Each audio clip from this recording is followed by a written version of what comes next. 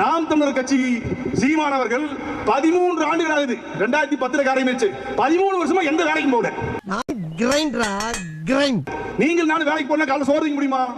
13 வருஷமா வேலைக்கு போகாம 50 லட்சம் ரூபாய் கார்ல போறான். 13 வருஷமா வேலைக்கு போகாம 2500 ரூபாய் பேண்ட் போடுறான். 13 வருஷமா வேலைக்கு போகாம 5000 ரூபாய் சட்டை போடுறான்னா யாருடைய பணம், யாருடைய உழைப்புக்காக போராடி நின்ற செத்த விடுதலை புலிகள் அங்கே ஒரு பிச்சை எடுக்கிற நிலைமையில் இருக்கான்.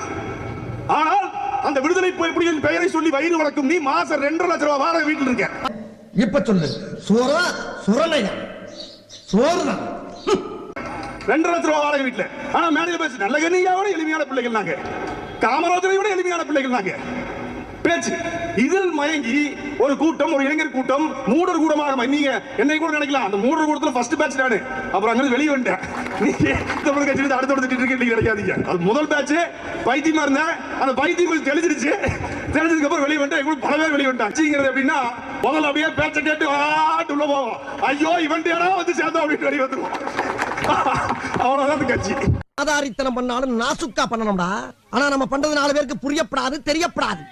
இல்லைன்னா ஒரே வீட்டுல 15 வருஷமா இருந்துகிட்டு அந்த குடும்பத்தை ஏமாத்திக்கிட்டு தின்னுக்கிட்டு வாழ முடியுமா?